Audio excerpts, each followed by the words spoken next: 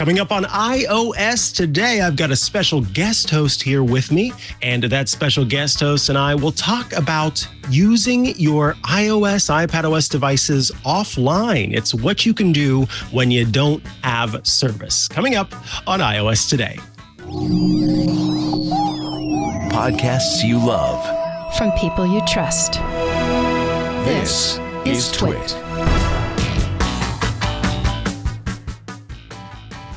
This is iOS Today with Dan Moren and Mikah Sargent, episode 698, recorded Tuesday, April 2nd for Thursday, April 11th, 2024, using your iPhone apps offline.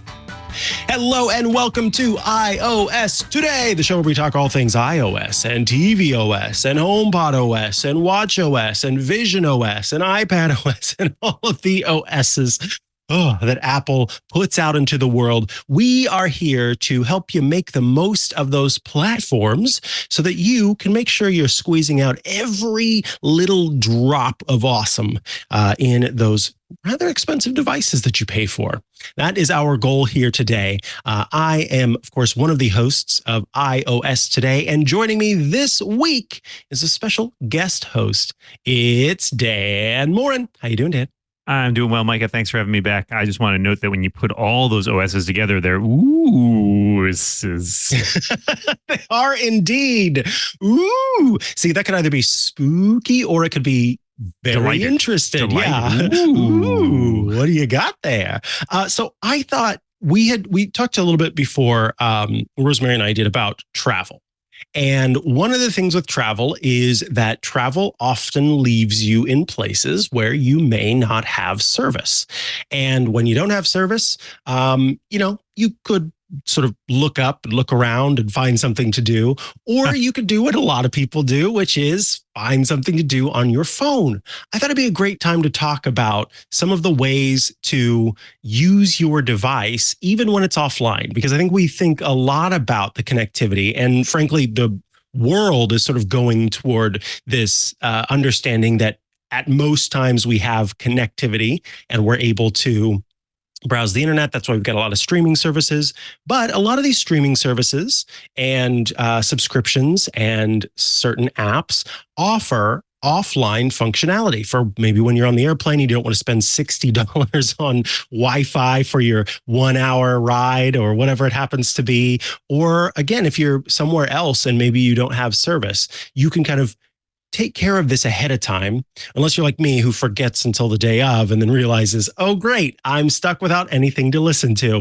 I've done the thing where I'm literally sitting on the plane at the gate and I'm like, goodness. I should download some music. And I'm like flipping through my phone being like, quick, I'm watching the little progress bars go. How long do we have till we take off? So I can do you one up there.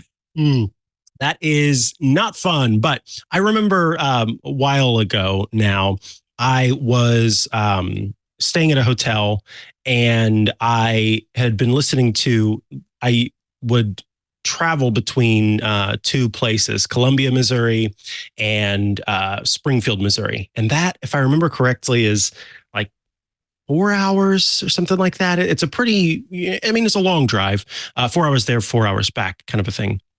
And I would listen to audiobooks, and I was leaving, and at the time I had unlimited service with AT&T, but at the time the operating system did not provide you the ability to say, I don't care how much data is being downloaded right now, I'm okay with using cellular service. The app that I was using and the operating system both were going, no, you don't understand, that's like 5 gigabytes, we're not going to let you download that. And I drove back to the parking lot of the hotel and was barely able to connect. I had to scour my brain to remember what room number I had, and I was able to get the book downloaded. It was trickling as a download, but I was able to get that audiobook so that I didn't have to just, I don't know, be alone with your thoughts. Yeah, be alone with my thoughts. Exactly. Who wants to be alone with their thoughts? Not me.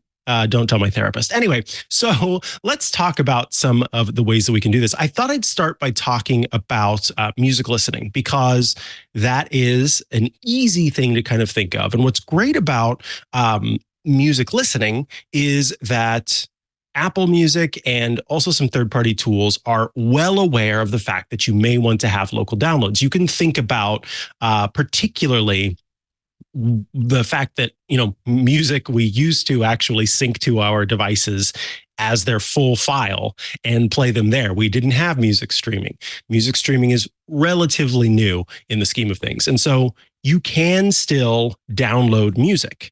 So if we pull up our iPhone here, and I will tap on the music icon to bring up Apple Music. And this is my test device, so it does not have a bunch of music stored on it. That's why I got that little notification saying, welcome to Apple Music for the first time in your life.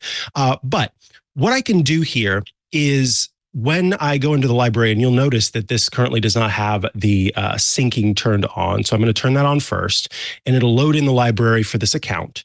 But once that's done, then you'll notice that there is an album here. Now, right now, if I were to play a song from this album, it would be over streaming. It would stream the music. And the reason I know that is because in the top right corner of the screen, there are two buttons. There's Micah's favorite button. And yes, I say that in the third person because a lot of people who listen to this show and my other shows know that I love the more button, the three dots. But there's also a down arrow button. That is the button that says, I want you to download this music locally to the device. Tapping on that will, of course, download the music locally to this device. I can tap on the three dots as well to also choose to download. But once that music's downloaded, then I will be presented with two options here. So let me go ahead and download, and I'll see a progress bar with a stop. So all of this music is now downloaded. One of the things that shows up is now there's a gray circle to the right of each track that has a down arrow within the gray circle. And that lets me know that the music is downloaded. When I tap the more button now, I have the option to remove. Before it said delete from library. Now it says remove. And what's going to happen is it's going to prompt me. Do you want to remove the download or delete from library? And here's kind of the explanation that I wanted to provide for folks so that they understand the difference between the two. If I choose only remove download, what that does is it removes it from being stored locally on my device. If I choose delete from library, that's saying I don't want this album to be part of my music library. Then even if I was just streaming the music, meaning it wasn't locally downloaded, it would be gone entirely from my library by choosing delete from library. Now, one thing that you might, become aware of over time after you've started to download music is it starts to kind of clog up space, and maybe you want to make more space on your device. So let's talk quickly about some of the settings that you can have by default for your music library through Apple Music. So I'll tap on settings, and I will scroll down to music. And when I tap on this, I want to scroll down to the section marked downloads.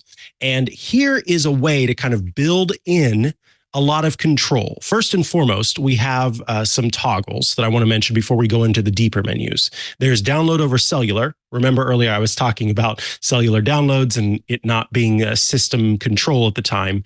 You can say, I'm okay with music being downloaded over cellular. I've got a great connection. Don't ask, just let me do this. I have download in Dolby Atmos. That's a relatively new feature, again, in the scheme of things, that gives you the ability to download spatial audio if you'd like it.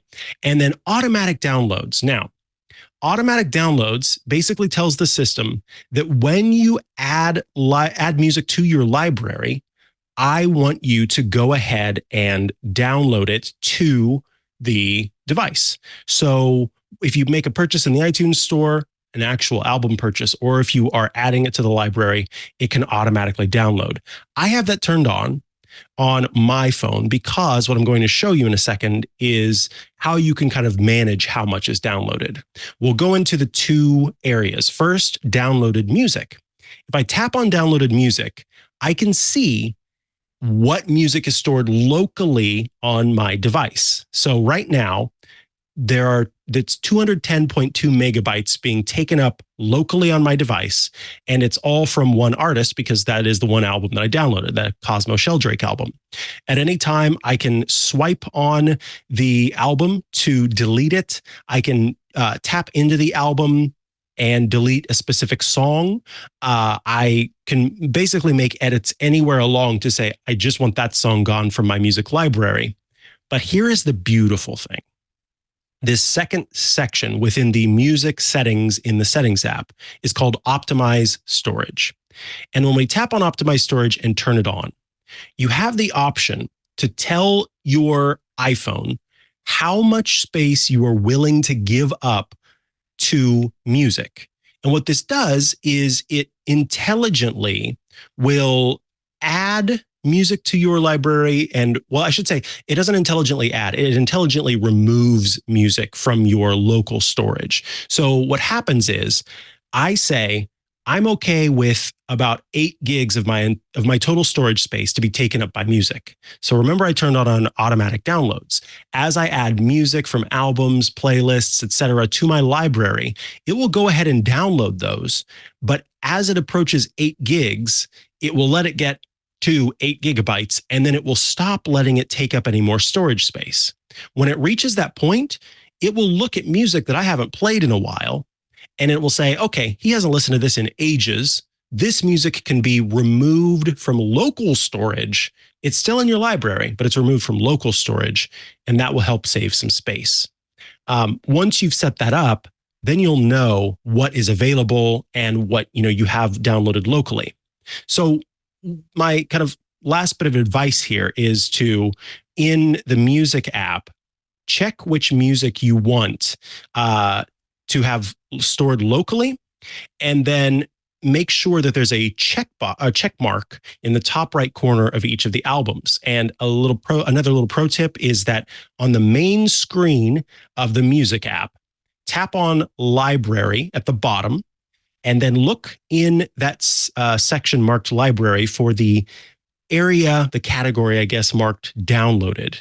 That will quickly show you all of the music that you actually have stored locally on your device versus what would be streaming.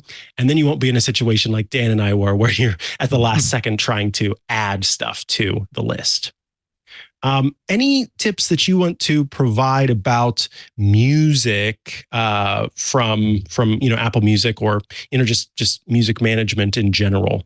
Yeah, I mean, I'm a big fan of, basically picking a few albums that I know I'm going to want and trying to keep those always loaded in. But it is tricky because as somebody who switches phones frequently, this would be my tip. If you're somebody who gets a new phone, I sometimes find that the downloaded music is not remembered when you transfer to a new phone.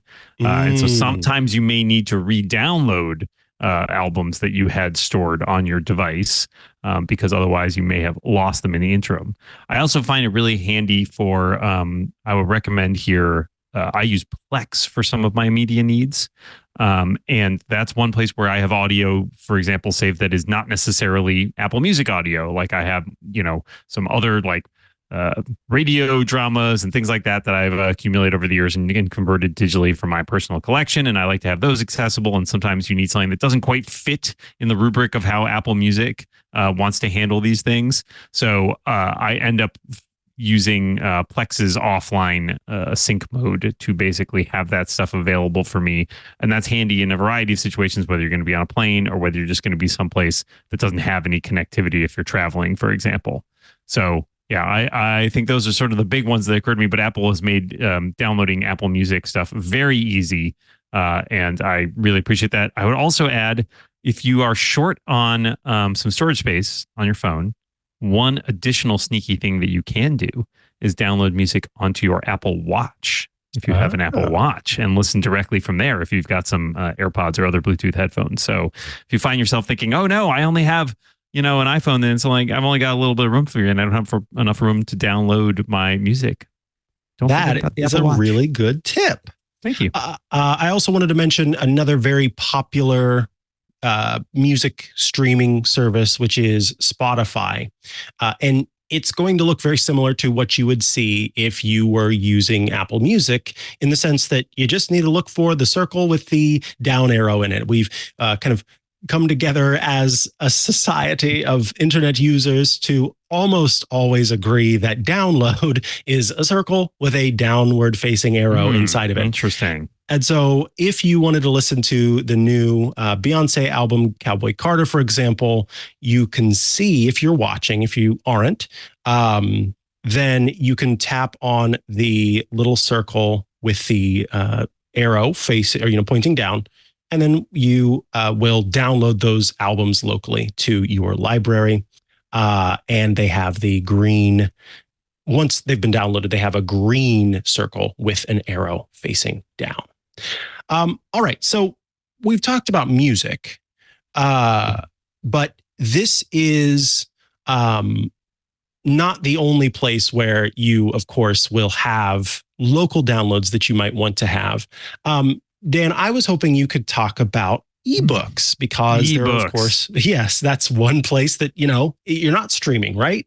Yep, this is true. I mean, the great thing about ebooks is they don't take up a lot of space. So you can download a lot of ebooks if you have that available to you.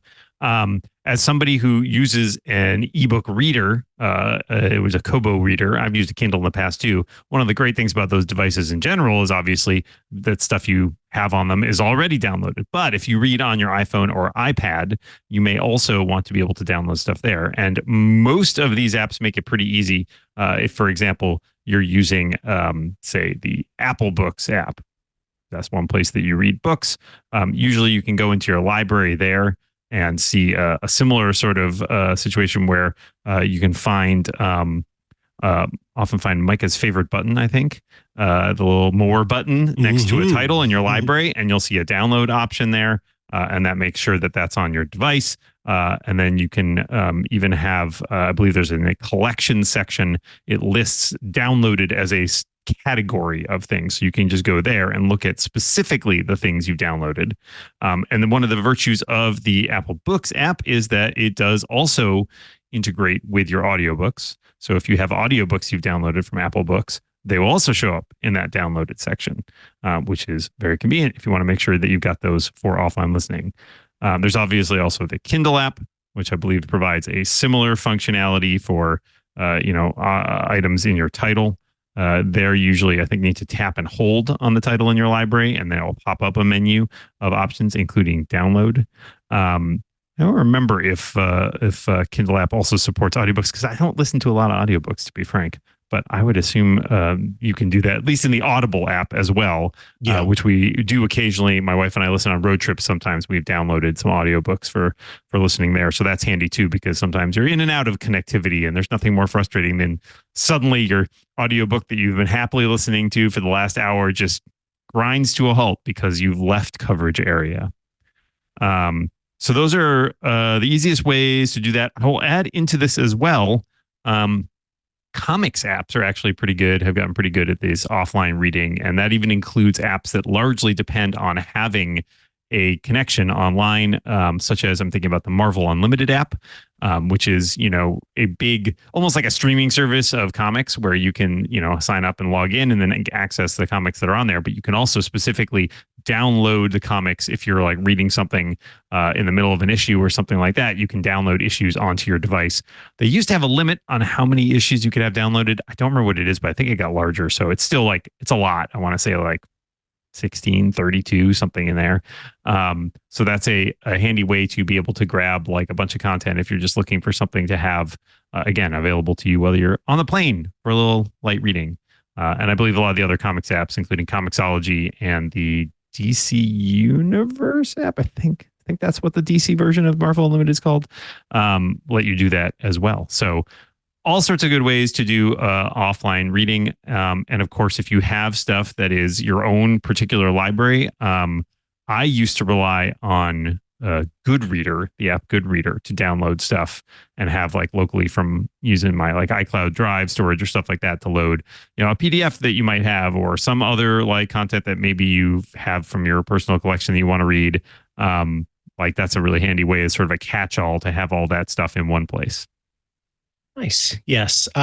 It's very I mean, what I like about the audiobook, or not audiobook experience, but the ebook experience, is that it by its very nature is an easy way to have something that could take up a lot of your time and doesn't take up a lot of space, and also is available offline. And so that's often the first thing I think of when I think of, using an app offline, is an audiobook, even on device. And yes, that if you do have Kindle and you pair that with Audible, then you've also got audiobook options. Of course, as we mentioned earlier, make sure that you've downloaded the full audiobook. Those files tend to be rather large, as you might imagine.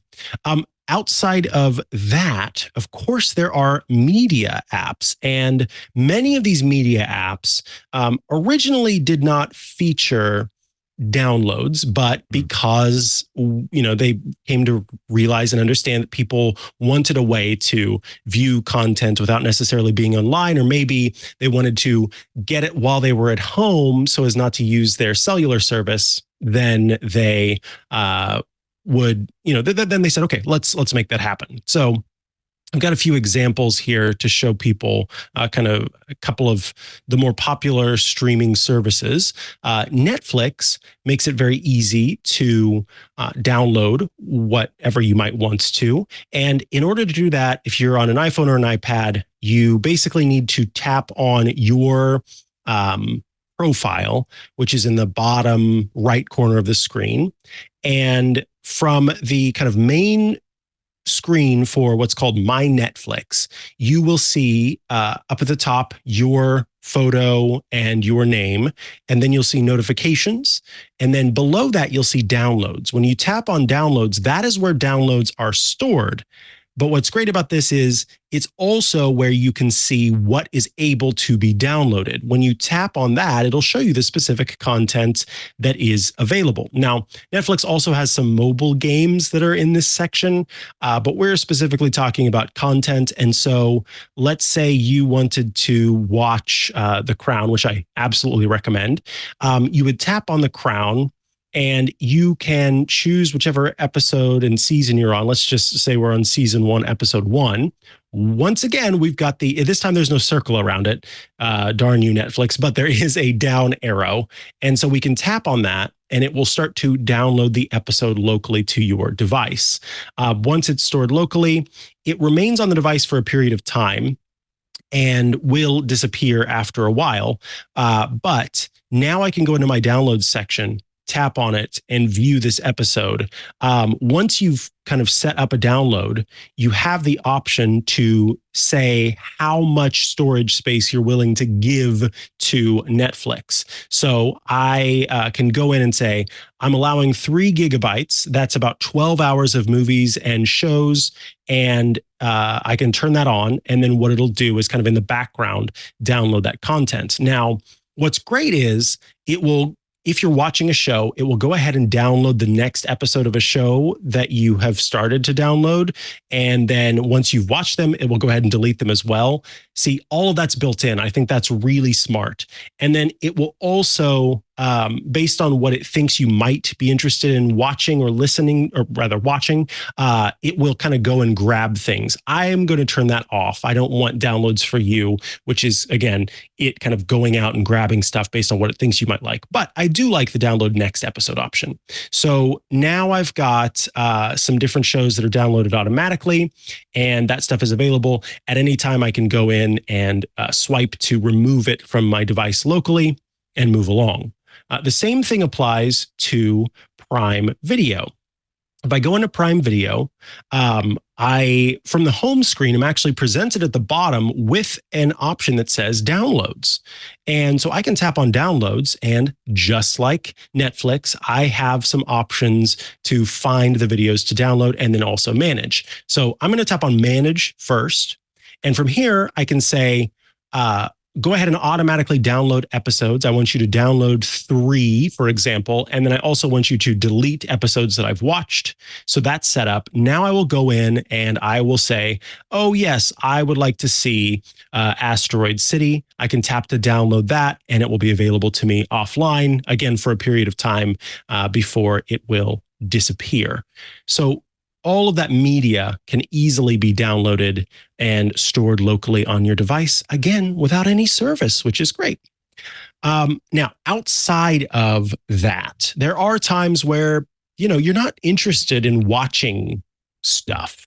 You may not be interested in reading. You may not be interested in listening. Maybe you want a more active interaction with what you're doing.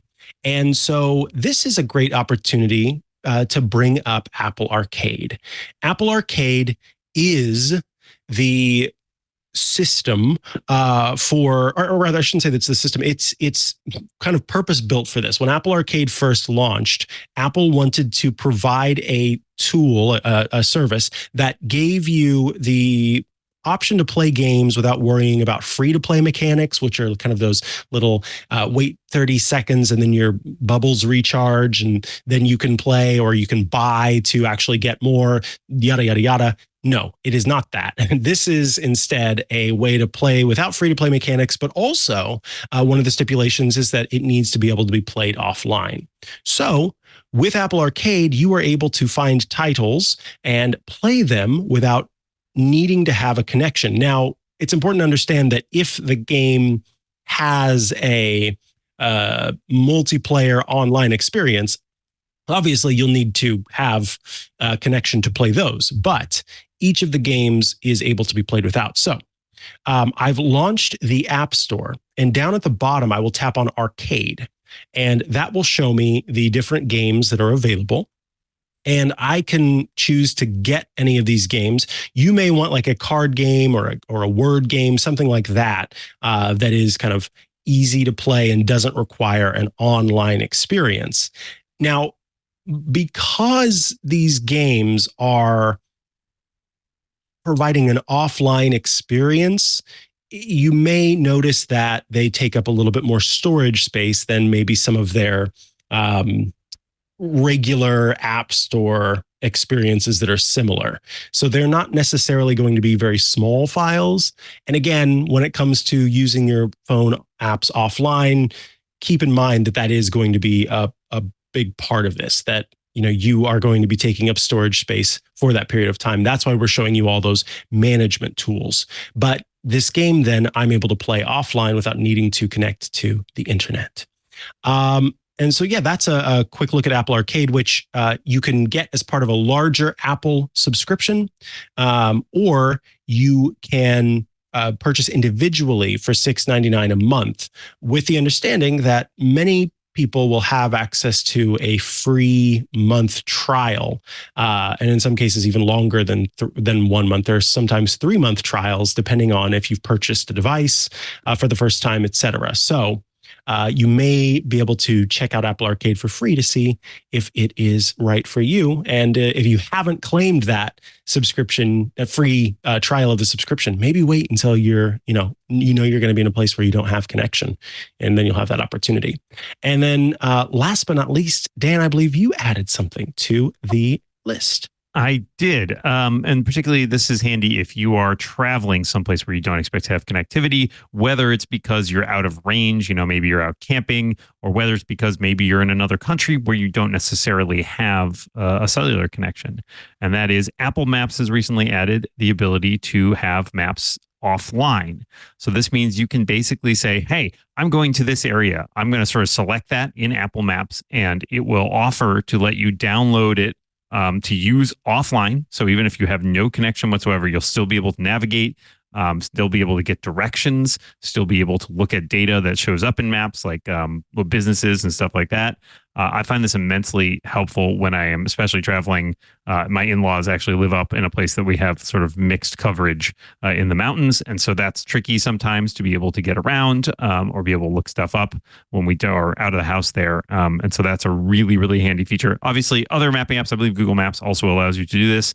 One of the things I like about Apple Maps' implementation is that when you set up areas to be downloaded offline, it will keep them updated. So if stuff changes, like while you're, in a place with connectivity, it will make sure to update your copy of the offline map so that the new information is reflected in the copy that you have offline. Otherwise, maybe you tell it to download something offline and then you're not there for 6 months and you're like, oh, this road has been closed or this business is no longer in operation. And that could be really frustrating. But it tries to keep all that information for you up to date as you need it. And I really appreciate that. I end up using a lot. You can put several different areas to sort of maintain your offline maps for all those different areas. Very handy if you're traveling.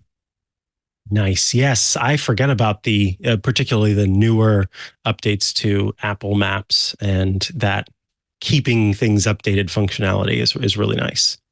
All righty, let's move along to our news segment. Although, as I always do, I want to remind you that if you have tips of how you use your apps offline, you can always share those with us, iOS Today at twit.tv. And also, if there are apps that we didn't mention that you think, oh, this is a great offline experience, please do let us know there as well. iOS Today at twit.tv.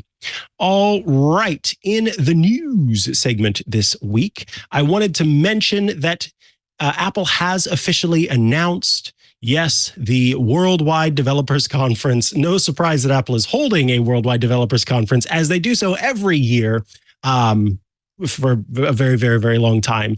But we now know the date is June 10th, 2024. Dan, what typically happens at WWDC?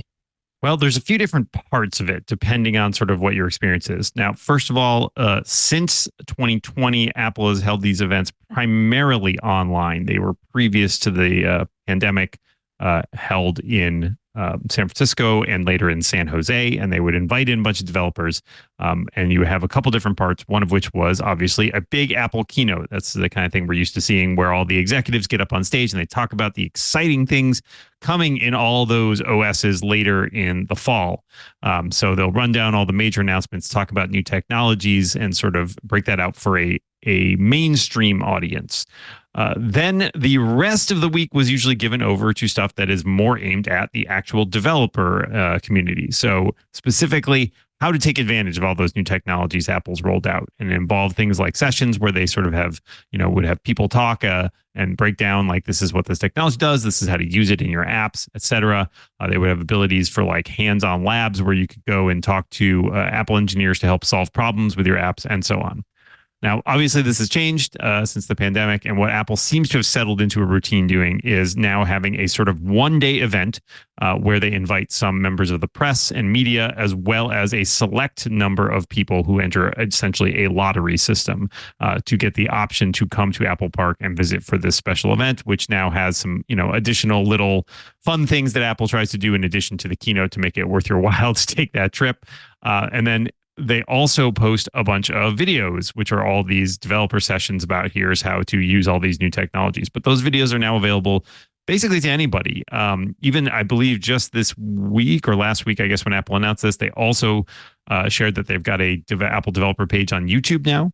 So you'll be able to watch your developer sessions on YouTube, in addition to, I believe, in Apple's own developer app.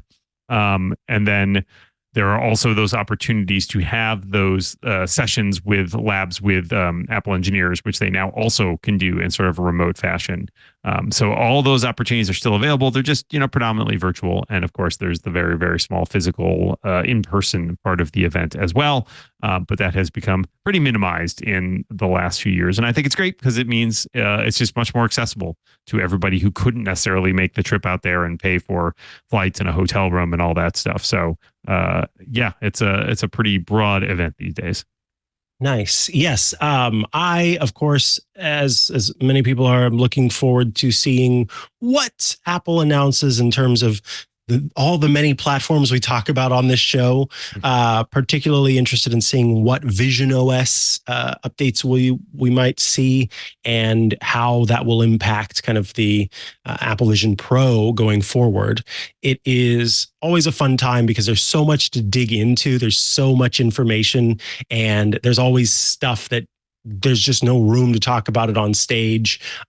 There are the events that have even more information that you can watch even if you're not there in person. And so, yeah, it's just a treasure trove of great stuff.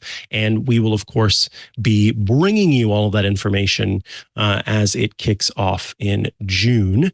But Until then, there's only speculation and wonder. I also wanted to mention there's a story in Inverse from Raymond Wong that is about a kind of update to spatial personas in Apple Vision Pro. So, of course, we know that as part of Apple Vision Pro, the company launched these things called personas. These were these 3D versions of people that kind of appear in Apple Vision Pro's Vision OS. So you'd have your face and a little bit of your upper body, and then you'd also have your hands. And we showed a lot of this in our review of the Apple Vision Pro. We showed having a conversation with people who were also appearing as personas, how they can be kind of off-putting at times. But I also mentioned that as I continued to use it and talk to people who were their personas, I kind of got used to it and sort of let it fall to the background of my thoughts of going, this is a weird version of this person. Well, Apple is working on and will, in theory, soon be releasing a version of the persona called the spatial persona. And what this does is it kind of lets you pull the person out of, because right now, the way that I had to do this experience was I placed a FaceTime call to Matthew Casanelli, friend of the show, and Anthony Nielsen, who is an editor and more at TWiT. And I took that FaceTime rectangle and I dragged it in front of me. And then I was playing a game with them, a card game with them in virtual space. What spatial personas do is they let you take the actual personas out of that kind of rectangle of FaceTime and puts them into the experience a little bit better. And now we're showing a video from Apple that gives you a better idea. So what this looks like is kind of two people who are sort of floating in virtual space with their face, their upper torso, and their kind of disembodied hands. And they are able to interact with content if you're all working together. It is placed in such a way that it feels like you're all around a table or you're all around a different experience. So if you're talking to two people, for example, one person appearing on your left, one person appearing on your right, and as they interact with the presentation that you're all working on, or in this case, I think it's a website, they kind of turn to it and interact with it. And then you can look at them and see how they're interacting with it. It just feels more natural, like you would if you were in person. Dan, have had the opportunity at this point to view an Apple Vision Pro or no? I've used the Apple Vision Pro, but I have not used the persona feature because I only use the in-store demo. Gotcha. So you at least have kind of the understanding of what it looks like to have, windows in front of you and there's all this other space that's around you. And I have to say, this I'm kind of excited about. This is, again, as a person who had a terrible overall experience with the Apple Vision Pro. It caused me a lot of pain. I was very happy to not have it anymore. But despite all of that, despite the pain, the nausea, and everything else that was involved, it was still a super, super, super, super cool experience. And I will continue to say that. It was an absolutely amazing experience that I thought was, at times kind of just like, whoa, wow, this is so neat. And so even though I'm not currently an Apple Vision Pro user or somebody who's, thinking about getting one, I do think that it's cool to see how we are still trying to kind of create ways for us to virtually get together. I think that's cool. I think it's very clever. I mean, it did give me, as I think I commented on social media, it gave me Obi-Wan Kenobi ghost vibes because it is a little almost like spooky. There's they're ghostly, right? They're translucent, like they move their hands. You can still kind of see through them. But it is kind of cool to have it, outside of a little box.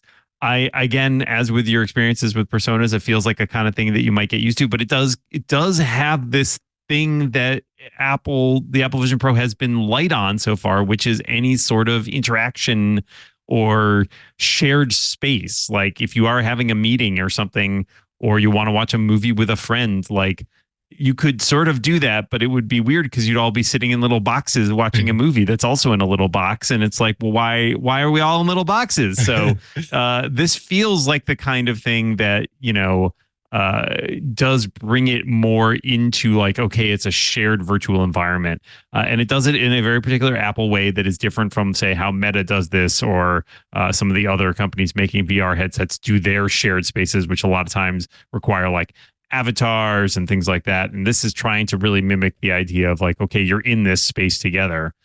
So I think it's really clever. The one thing that I'm very curious about, and this is not a thing that Apple's addressed here, but if you have like two people in the same room with Vision Pros trying to share an environment, you don't really have a good way to do that, right? Because That's you're both in Vision Pros. So I don't know. I don't know what that means, but I'm intrigued to see that Apple is continuing to improve that. This obviously was, I think, they showed this off early on when they announced the Vision Pro as sort of a beta thing coming later. And so now that they've delivered that and checked that box, I guess we got to wait to Vision OS 2.0 to figure out what's coming next. Indubitably. That's going to do it for the news segment. Moving on to feedback and questions. We did get a question from Ian. Ian writes, Club Twit member. Thank you. Love the show. Thank you. And Ian says, I have a challenge. I have Googled the issue, but have not found a solution that works. So I thought I would go directly to the iOS Today brain trust. Here's my issue. I have built a shortcut that accesses and edits the Mac calendar app. It combines some Apple script and some shortcuts logic. In the Shortcuts app, the shortcut works great and does everything I need it to do. My challenge is that I want to make it into a standalone app and put it in the dock by selecting the shortcut and clicking on Add to Dock, which is, and this is me editorializing, this is much like on the iPhone whenever you create a shortcut and then you choose to add it to your home screen. This works the same. You add it to your dock. It makes a little app that's kind of a shortcut to the shortcut that runs the shortcut. Now, this is what Ian says. However, when I run the app, I get the error message, quote, not authorized to send Apple events to calendar. I have looked in the settings, but see nowhere that I can give the app access to my calendar if this is even the issue. Any ideas on how to fix this? Many thanks, Ian from Chicago. Now, Dan, I thought about this, and I'm curious if you feel the same way. I think what needs to happen is Ian needs to do a little drag and drop magic in a special section of the macOS settings. So what you'll do is you'll launch system settings, you'll choose privacy and security. And within privacy and security, there's specifically a section for actually kind of doing automations essentially on the Mac. And that section is called, as you might imagine, automation. If you tap on, or if you click on automation, you will see that there are different apps within this section. And those, so shortcuts, because it's like a blessed app, given that it's from Apple, I think has a little bit more leeway in being able to access and do what it needs to do with the calendar. I would recommend adding it to that section, but also adding it to the accessibility section.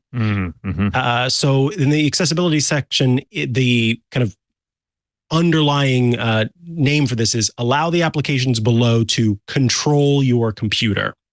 And typically this is for making changes to like window movement or automating the interface and automating the interface. Yeah. But I've found that when I can't figure out what exactly it's asking for, there are kind of three categories that I go to: automation, accessibility, and full disk access. And I do full disk access last because I don't like to grant full disk access unless I have to. But there are times when an app just needs to have that for whatever reason in order to properly pull off whatever it's trying to pull off. Do you have any other suggestions outside of those? I can't think. I mean, it does sound, obviously the fact that it says like it's not allowed access sounds very much like a permission issue. And it's a little tricky, right? Because you are adding it to the dock, and then what user is it running under, and like what process is it? And like, part of me wondered if you needed to go under the hood on like, you know, using terminal to do this. And I really hope not, because I think your solution seems that's where I'd start.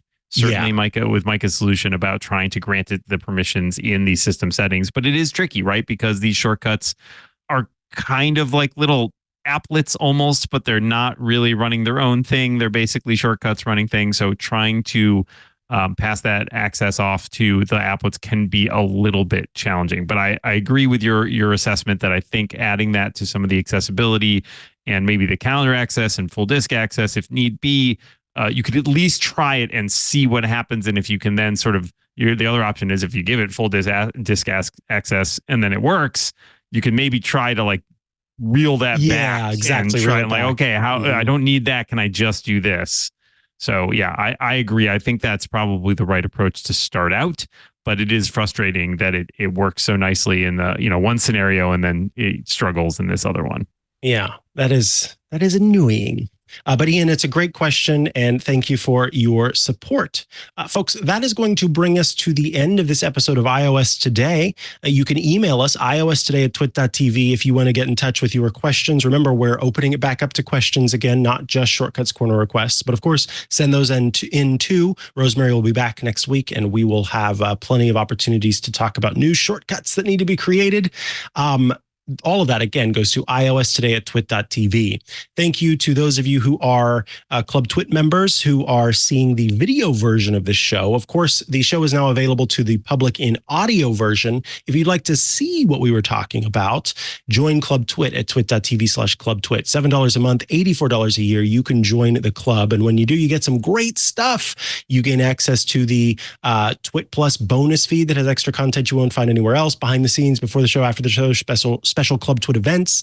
You gain access to the members-only Discord server, a fun place to go to chat with your fellow Club Twit members and also those of us here at Twit, as well as access to every single Twit show with no ads, just the content. And as I mentioned, video versions of our Club Twit exclusives, Untitled Linux Show, Hands on Mac, iOS Today, Hands on Windows, Home Theater Geeks. All of that is part of the club, twit.tv/clubtwit. Dan Moren, if folks are looking for you online, where should they go to find you? I can be found in many places. I'm a man of little mystery. You can find everything about me at dmoren.com, which is my website. It includes links to all my podcasts, including Clockwise, the show I co-host with Mikah over on Relay.fm. As well as The Rebound, the other tech podcast I host, and several of my shows over at The Incomparable. I am also a sci-fi and fantasy author. My most recent book is the supernatural detective story All Souls Lost, which includes spooky goings-on at a big tech company. And then my latest book that is coming out is the latest installment of the Galactic Cold War series, which comes out this September. I'm also on many social media places. You can pretty much always find me at DMoren in some version or other. So just give a search for that. Beautiful. Thank you, Dan. I can be found at Mikah Sargent on many a social media network, or head to chihuahua.coffee. That's CHIHUA.coffee, where I've got links to the places I'm most active online. Thank you for tuning in, and we will catch you again for another episode of iOS Today. Bye-bye.